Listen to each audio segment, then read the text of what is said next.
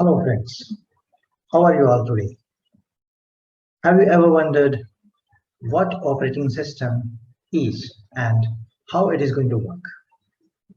It's coming up right now.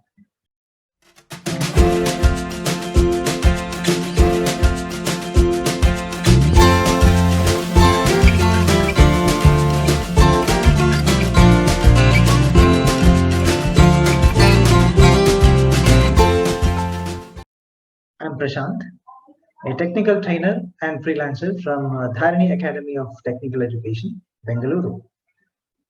Let's start with the concepts of operating systems. Right. So we were looking at the details of counting semaphores, and we just understood that it can be used, right? Whenever given resource has a finite number of instances, right? You can trace it out, right? Whether a new process can access the semaphore or not, right? If the value of the semaphore value of the semaphore becomes 0 or less than that, it means, right, nobody else can access as of now. Otherwise, right, semaphores can take that. So let's uh, see how the various synchronization problems can be solved by using the semaphore. Okay, so let us consider one situation here. So let screen is not visible. Just a second.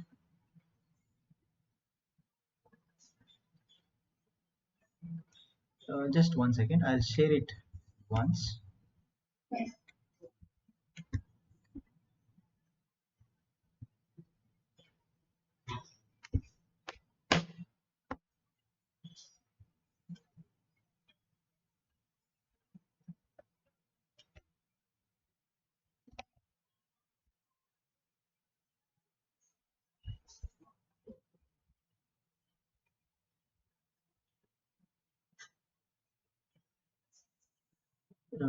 Hope it is visible now.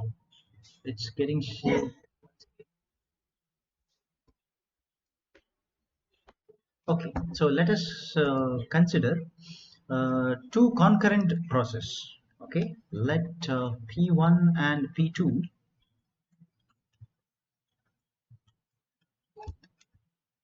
be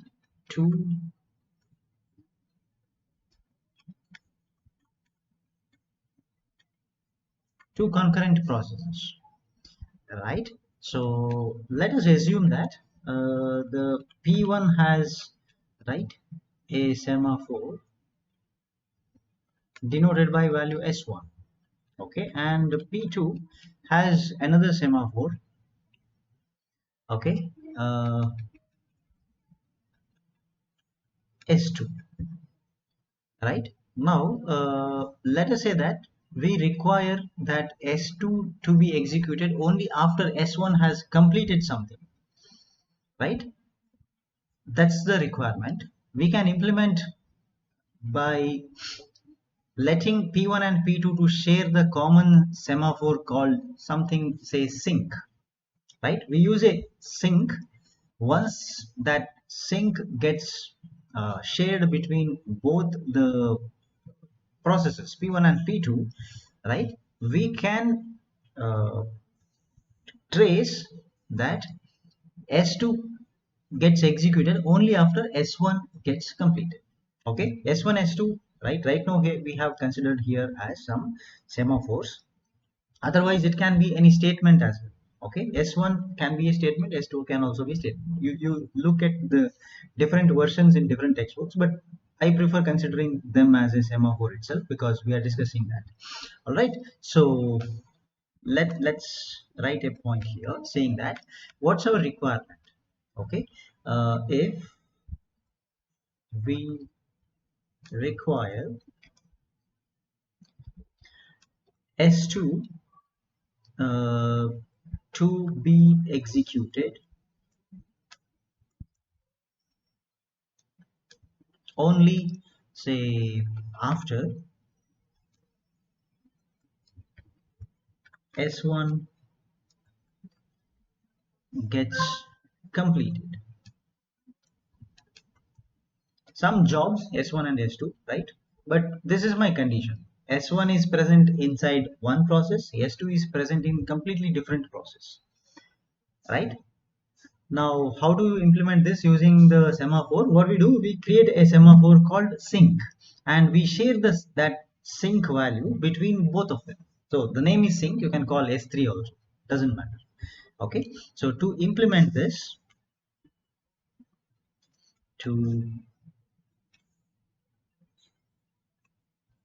implement this, what we have to do, right? Uh, we let both P1 and P2, both P1 and P2, right, to share a common semaphore. Share a common semaphore by a name we call it as synch. Anyway, we know that it's a variable, it holds integer values, right? You can give any name. Sync initialized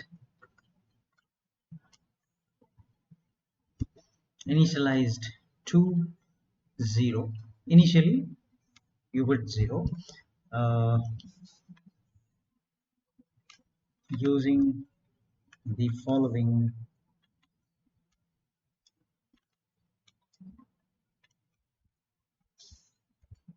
statements. You can give the following statements in both the process P1 and P2 such a way that they get shared, right? So let's include the following statements inside the processes. Okay, so in process P1, right, I'm going to put the following statements. Let's say whatever is related to S1, you can just write that S1. I just write S1 indicating that okay, do something with S1. Right. Once you finish S1, you call the function signal. Okay. Sorry. It's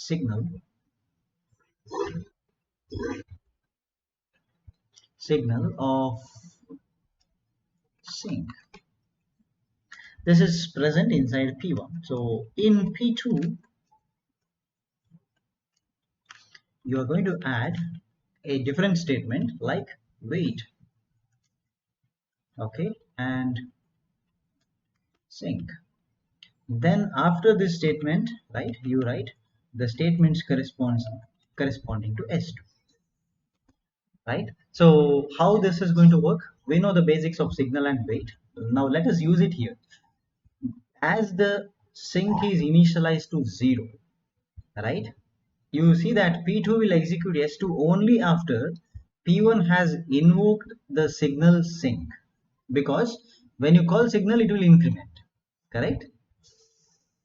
We know that whenever it is 0, the values are not going to be executed, nothing will execute, correct?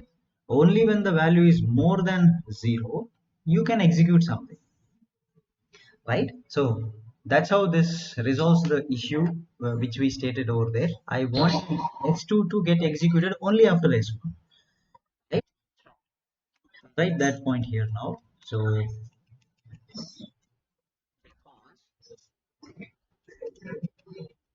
the sync is a function, sorry, it's a semaphore,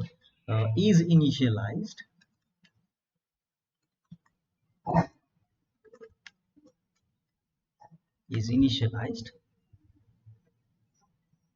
to 0. The P2 executes S2, right, only after the P1 has called that particular function. I call it as invoked inside the P1. The signal statement gets executed. Okay, has invoked uh, signal of sync, right? Which happens when? It happens whenever the signal gets executed, before that the S1 has to get executed. Okay, so I can write which is after statement, say S1, okay, has been executed. So both the processes P1 and P2 are working simultaneously. They are running in a concurrent fashion. But we know that because of using the signal and wait in both processes, right, until the signal gets executed in one of the process, the wait will not allow that but the second process to execute. Okay, so that's how you are able to satisfy the requirement that P2 gets in P2 S2 gets executed, only S1 gets executed in any other process. All right, okay, then let's go to the next concept in this. It is the implementation of a semaphore. All right, so we just saw the usage where we can use. Now we look at the implementation.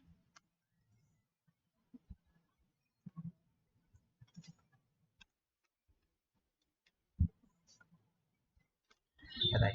So now so far what we have looked at the semaphore, it says that how you can use it, what are the different options you have. But now this introduction part gives us an idea that there is a disadvantage related to the semaphore's definition. It actually, you see that, right, whenever I use a semaphore, just like the previous example, it, until and unless the uh, one of the process is executing its one part, there is a busy waiting related to the other part, correct? So while a process is in the critical section, any other processes that tries to enter their critical section must something like do a loop in its entry code. You can see that is present in the code, right? So let's just go back and check the code.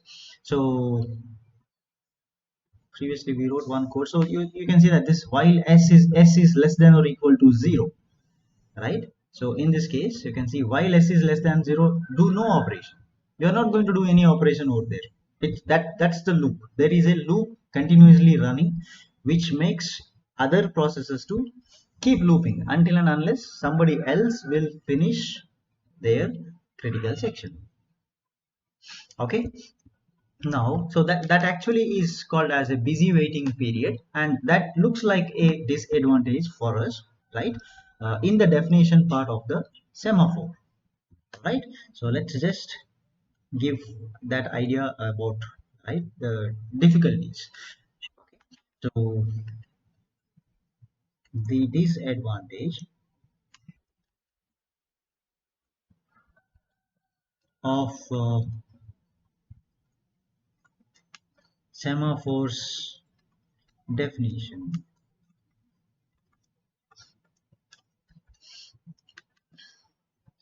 okay, is that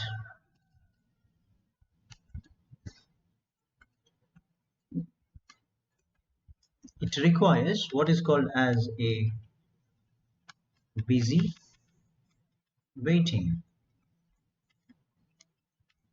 It's called as a busy waiting, right? So what do you mean by busy waiting, right? uh, Whenever a process is in the critical section, other processes that tries to enter their critical section must go through a, loop. Continuously it has to go through a loop. Okay, so while uh, a process is in its critical section,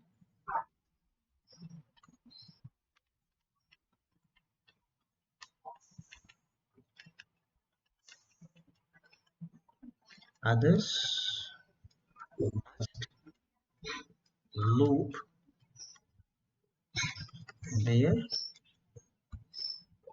entry section, right? How long? It may take any time. Okay, so this continuous looping, right, is the programming in the real time multi-programming environment where you have a single CPU and that is being shared among the many processes. Okay, so busy waiting actually wastes the CPU cycles that some other process might be able to, right, uh, do some productivity job. Correct? There may be a process not sharing any common area or something, right? Maybe that process is supposed to be allowed to execute while you keep the others waiting. So waiting period actually wastes the clock cycle. So your energy is getting wasted over there. So that idea is going to introduce a special type of semaphore called as spin lock, because processes spins, right, while waiting for the lock, right? That's a new name now coming up. Let's write that now. All right. So if so such waiting is a problem in uh, in any multi-programming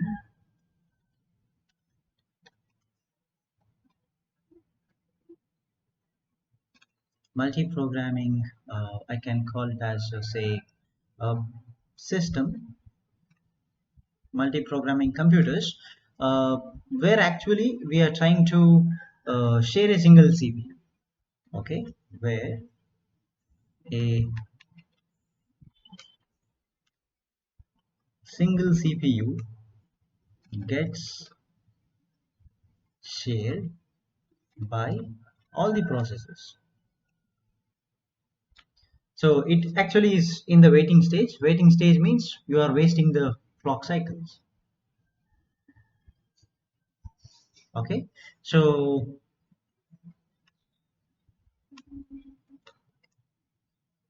such semaphores are called that is spin lock.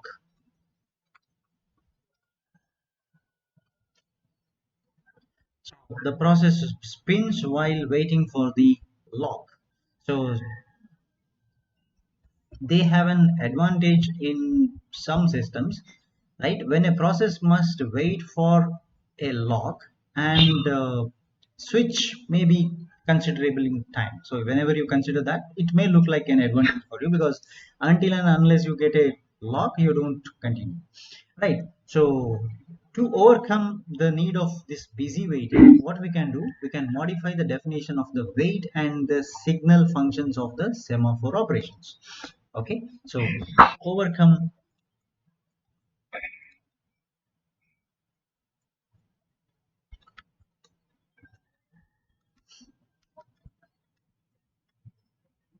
the busy waiting, we have to modify we need to modify the two things. One is the wait and the second one is the signal. Wait and signal of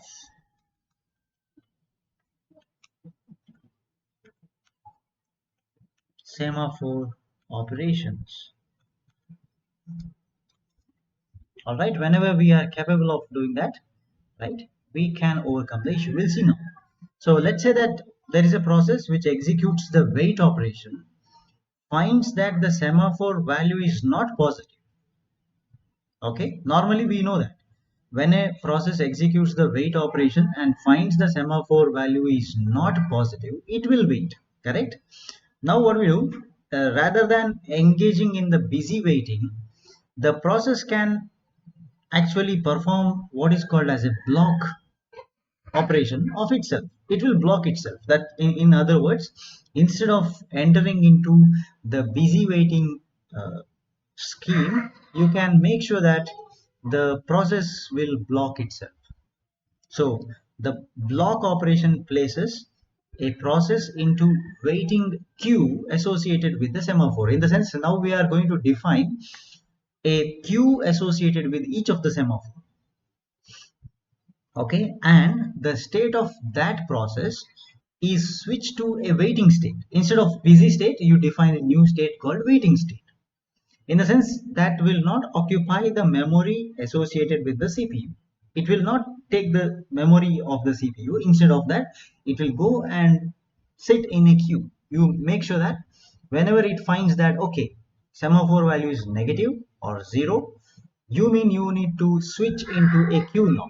If there are some say some operations they are present on the queue, you will put it to you will shift to the last possible location of the queue. Okay, so this idea is actually solves our issue majorly. Let's see that. Okay, we'll write a code later. So let's try to write the idea. Okay, so normally what happens when a process executes the wait operation and finds the semaphore is negative, right? Instead of entering into the wait state, it is going to process a block state. Okay, so let's write that point now. When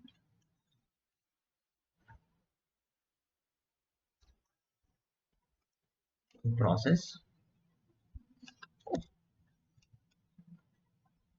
when a process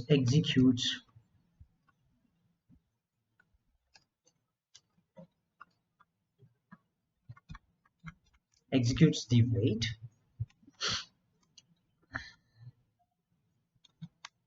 operation and finds out that uh, the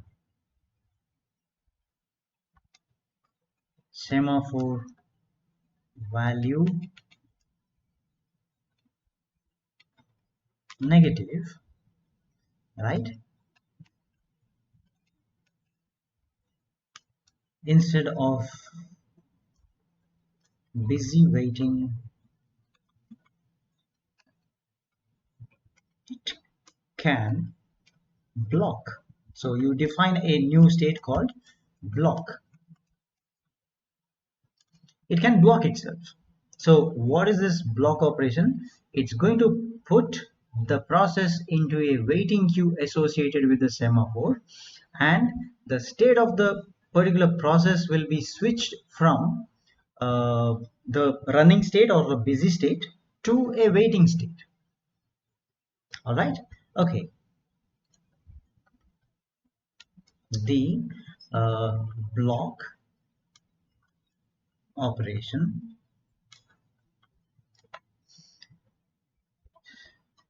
places this process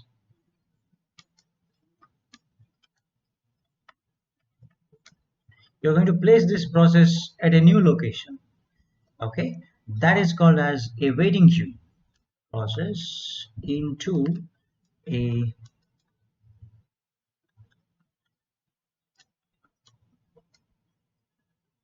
waiting queue. Again, this queue is not at a different location. The queue is always associated with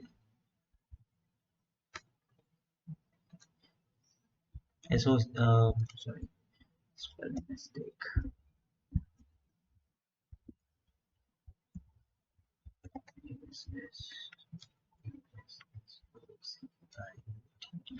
Associated with the semaphore. So now while we define the semaphore, we need to take care that there has to be a list of the process, and that list of the process should have a value present in it. Okay, fine, we'll see how we define that later. Right, associated with the semaphore, and I also have to talk about what is the status. Okay, and the state of the process and the state of the process is switched to waiting.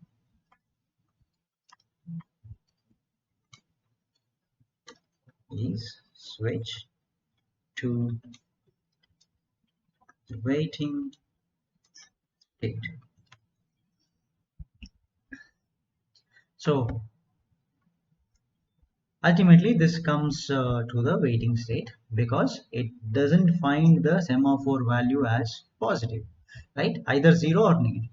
So now once this is done, the control is transferred to the CPU scheduler, because we know that the CPU scheduler is going to find out the most appropriate program that should run next. CPU scheduler has been designed in such a way that it looks for all the waiting maybe programs or waiting part of your codes, or if you're running a OS, maybe it looks for what is in the waiting queue, and out of whoever is waiting, out of all the programs who are in the waiting list, whoever is ready, right, they will be allocated as soon as possible, right? So this means immediately after going entering into the uh, waiting state, you transfer your control to the CPU scheduler. Okay, then the control is transferred to let us say the CPU scheduler.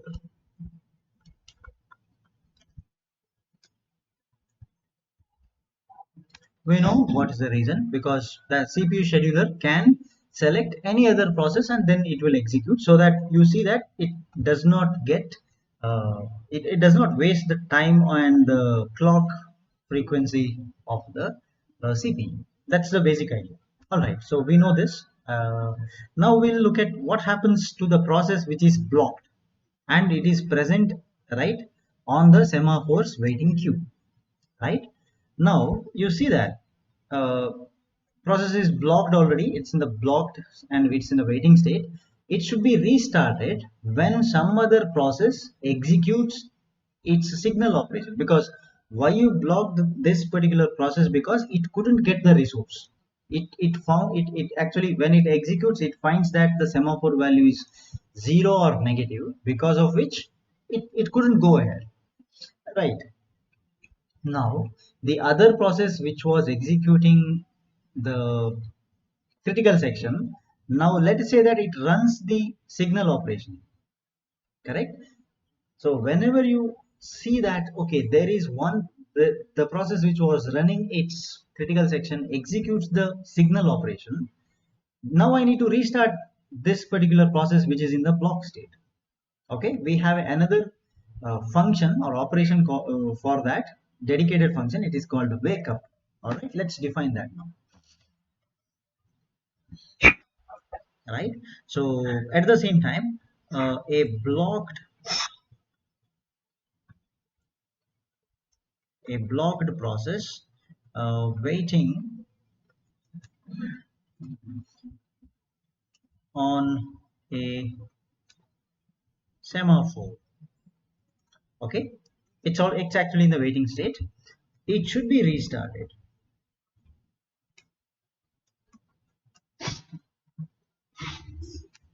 right? Under what condition? When a different process executes, whenever a process, this process is different process. Okay, it's not the blocked process.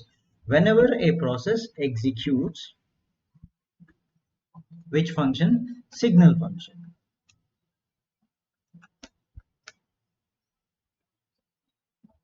Okay, whenever that somebody executes signal, it indicates that, okay, I am releasing whatever resources I held so far.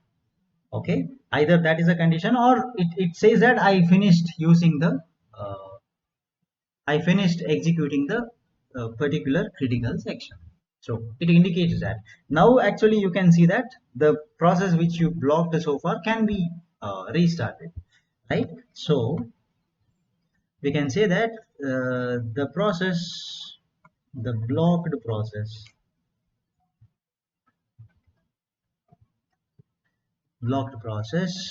is restarted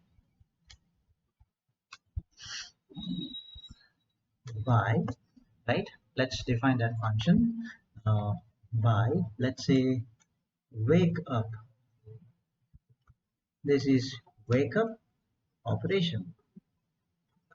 You can use a wake up operation to uh, restart that particular process. What actually this does is it actually changes the process from waiting state to the ready state. I told just now that if you have something which is in the ready state, that gets executed immediately as soon as CPU is free. That waiting state, whoever is in the waiting state, they will be not waiting state, sorry, whoever is in the ready state, that will get executed, right? CPU scheduler will pick up that from the list and allocate the CPU for that. Okay, so which changes the state of that process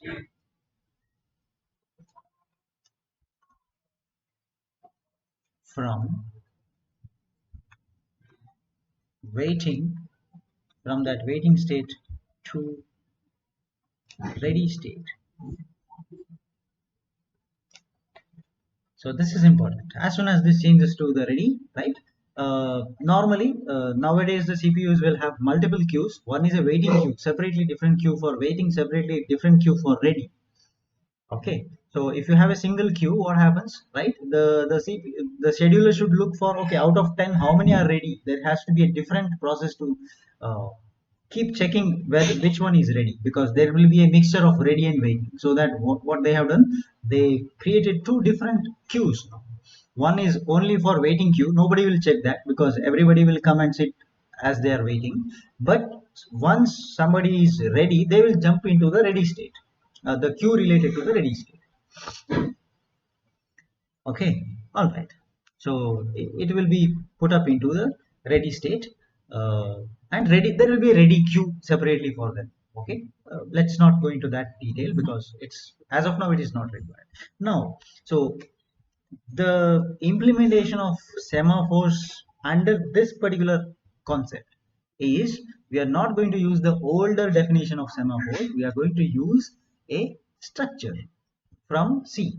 Let's look at the basic idea now. So we don't have to go for the any higher level implementation. We'll start from very basics. Okay. So using structures to define such semaphores, right? So let's define. So we know that the structure should define a type definition, typedef, type def. Say you are using a structure, so struct is the keyword. Then I open flower bracket. So define whatever variables you want to define, or whatever variable, different types of data types you want to include. Okay, so I use a integer int called a value of this particular semaphore, and you know that you have to have a list present over there, so for which I define another structure, struct, right? I call it as a process. Let's pass a what do you call, a pointer to this. Okay, pointer list, and say you close this and give the name semaphore. Okay, so each semaphore has an integer value and a list of process called list. So this is what is the meaning of this definition. All right, so two things just to remember. This definition of semaphore says that it has an integer called value and it has a list of process by the name list. This is the variable, this is another variable. All right. Now, when a process must wait on a semaphore, it is added to the list of the process which is actually present over here. Then a signal operation removes one process from the list of waiting processes, and it will actually brings it, or it actually awakens that particular process. Okay, so let's look at that aspect now. Let's try to define the wait. All right. Then the next point is the wait.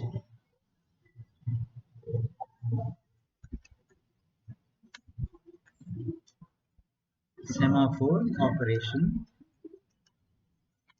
is as follows. So should remember one thing.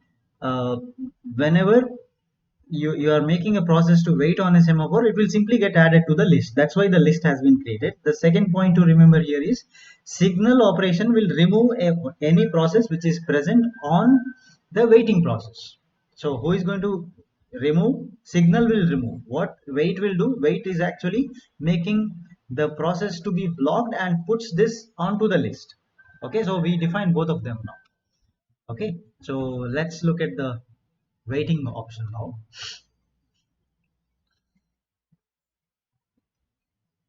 This is wait. Let's, I pass the semaphore. It's a structure now, so pointer to that I use star s. Okay, then so I look at in the, it's like s value, the value of that s you decrement. So always you decrement because you are using it, right? You have to decrement the value of the semaphore. And once you remove this, sorry, once you make the value, decrement the value, you should check the value. Okay, so I go for if, after decrementing this, if the s value, right, is less than 0, what you are supposed to do now, this means you have to add this to the list. Okay, so anyway, we'll not write that code now. We'll simply say, okay, you are supposed to add this process to the list. Okay, you can use any of the other coding techniques to do that. Our intention is not to look at the coding process, not to learn the coding now, just to understand the concepts of semaphores. So for simplicity, we'll just write some codes here, dot dot dot, that actually to I'll write here, this is to add uh, this process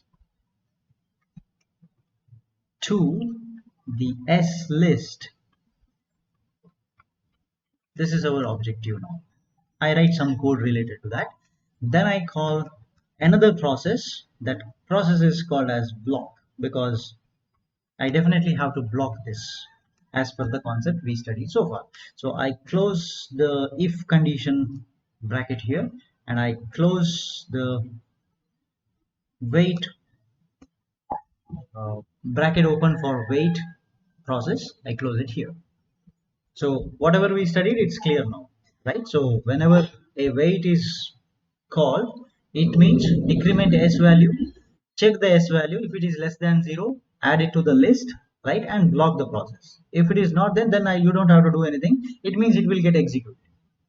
Okay, fine. So that's the waiting process. Then the next thing we need to study is the signal semaphore operation. Okay, so that is uh,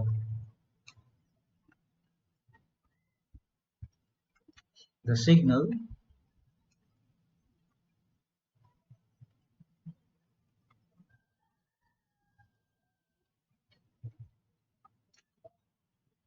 So since we defined the semaphore in the structural format, right, this is easier to implement, right, uh, for any type of semaphores. Okay, so let's define that now. So this is signal. Okay, I pass semaphore in the point of in the view of a pointer, so star s. So first I am supposed to do s the value plus plus, increment the value. Now you check if I can say s value is less than or equal to 0, right? You write a code corresponding to remove process from the list. Okay, write some code corresponding to that. Then you have to wake up. Whenever you remove, you have to call wake up. Okay, I have to pass a variable now, so it's not simply calling a function. You have to pass a which process to be you are going to wake up. It's a process p. So I'll write here wake remove the process. Just see, I add here remove process p. Okay, please make note, this is a change. I write a particular process I am talking about. Remove a process p from the list and wake up that process. Okay, so close this and close this.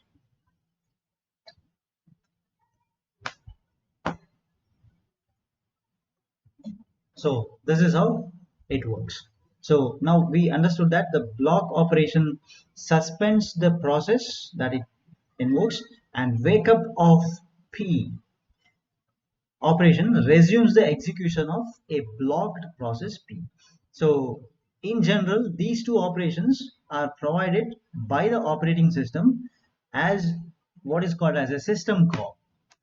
Okay, you might have heard of the word system call, right? Which are the basic operations of any system, which define the basic operations of a system. So the block and the wait are the two different processes supported in the form of the system call in any operating system.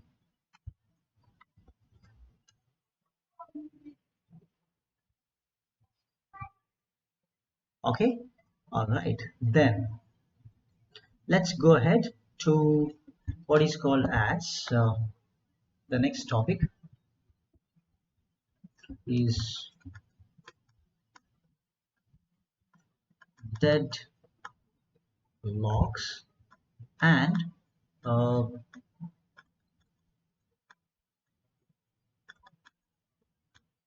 starvation. Deadlocks and starvation. So we understood that implementation of a semaphore with the waiting queue may result in a situation where multiple processes will be put up into a state of waiting. But assume that there is a situation where two or more processes are waiting indefinitely, okay, for an event that can be caused only by one of the waiting process, because you know that two processes are waiting in the queue and there is a third process which is waiting in the queue, right? These two processes are waiting for a result that comes from the third waiting queue. Okay, now the third waiting queue is in the state of waiting, which means until and unless that gets executed, the two processes which are waiting for the result of the third process will also wait, right? So you see that, right? Execution of the signal may not take place and the state is called as deadlocked. In the sense, one is locked, because of which whoever is waiting the result of that process will also get locked. So it's called as a deadlock. That's the first thing. We'll illustrate that in a while. Okay, so let's try to define. So the semaphore waiting queue, semaphore waiting may result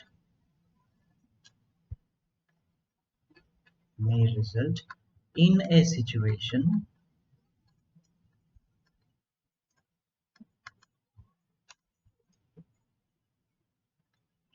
where two or say there can be many processes, so two or more processes are waiting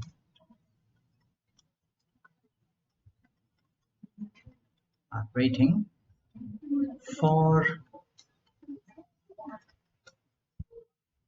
an event that can be caused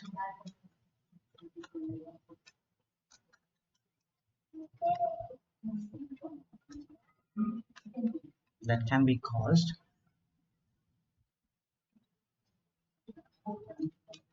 by one of the waiting process.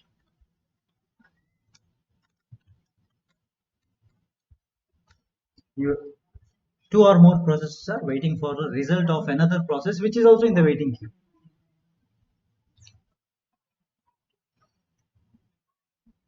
right? When such a state is reached, right, the processes are said to be deadlocked. So called, I just say, because we started with may result in a situation, so where this is the explanation of that particular situation, so we write what is it called deadlock,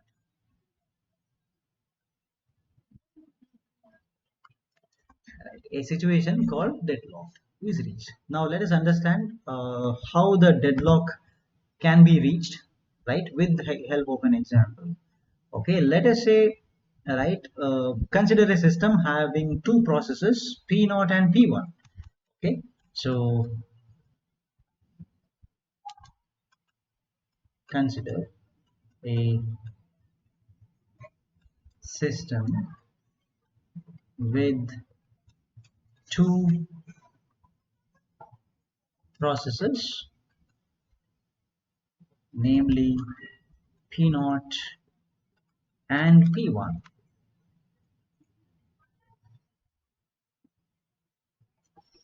Okay, at the same time, let's say that both of them accessing two semaphores. Let the two semaphores say, okay, let me define it using a different variable. P is already used, so I go for semaphore S and Q, right, uh, being shared among P0 and P1 with uh, initial value 1. So whose value is 1 initially? S and Q are the two semaphores. They are going to hold the integer values and both values are set to 1. Okay, now consider the code which we are going to write now, just to illustrate the deadlock situation. So let's say here I am writing the code corresponding to p0 and here I am writing the code corresponding to p1. So in the p0, let me call wait s. Okay, then I call wait the q. So then I have some lines of codes coming up. Then I call signal of s. Then I call the signal q. At the same time, let's consider the process P1 with the following codes. It has wait of q coming first, then wait of s coming up, followed by several lines of other codes, and at the end, let's say we have the signal corresponding to q and the signal function call for s.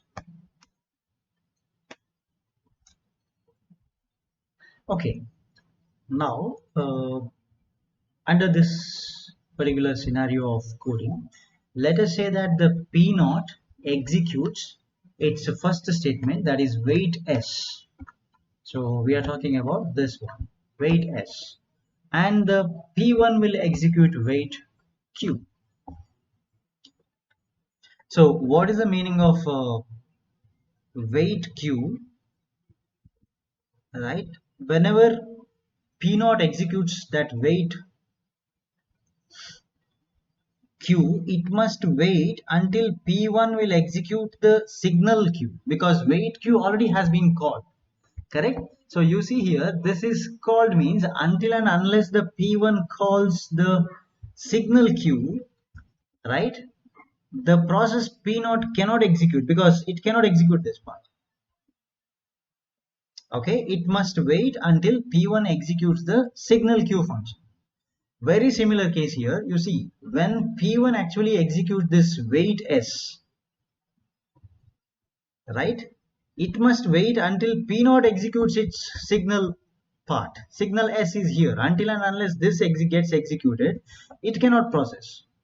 Right, now you see P0 cannot proceed, P1 also cannot proceed. Right, so we say that P1 and P0 are deadlocked. So that's the basic idea. It cannot proceed because of the values are not getting updated, right? Both of them are waiting for other process to get finished. All right, let's write that statement to finish the concept of deadlock. All right, so this is a explanation for that. So uh, if say P0 executes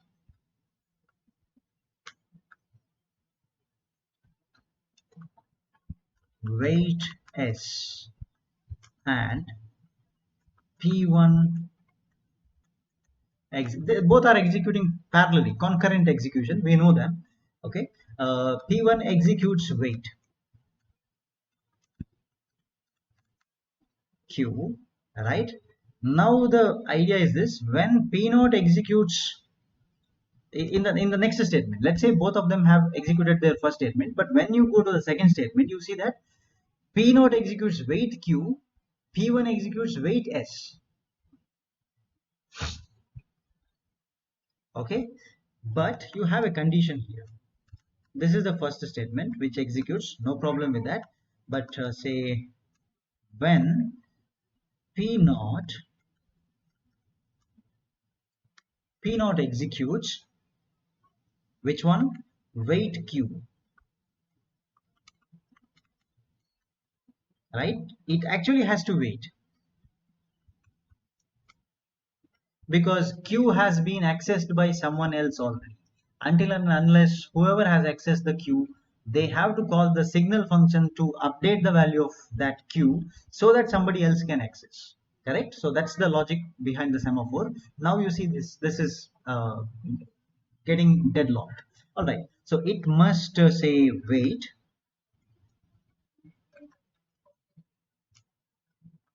until the P1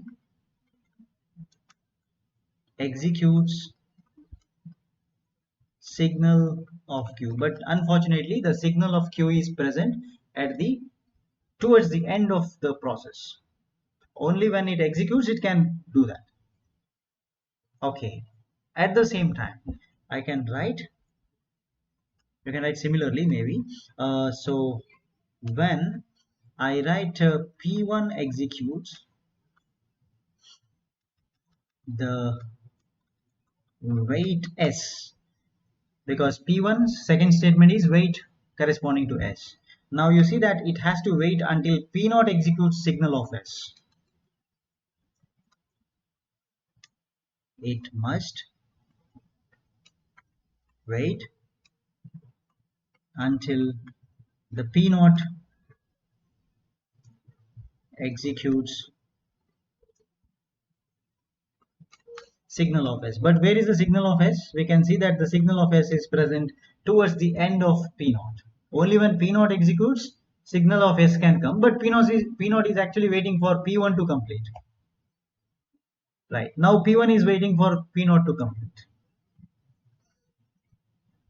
But now we understood that both the signal functions cannot get executed because each one is waiting for the other one to get finished. Correct? So we'll write that one statement here. Since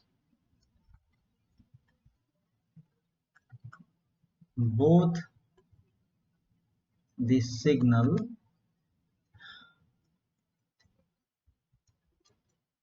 operations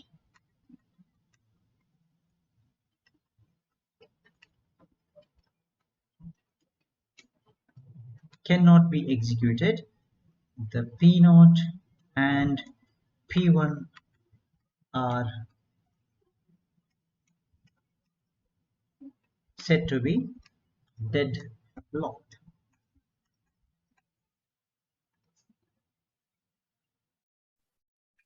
That's all for today.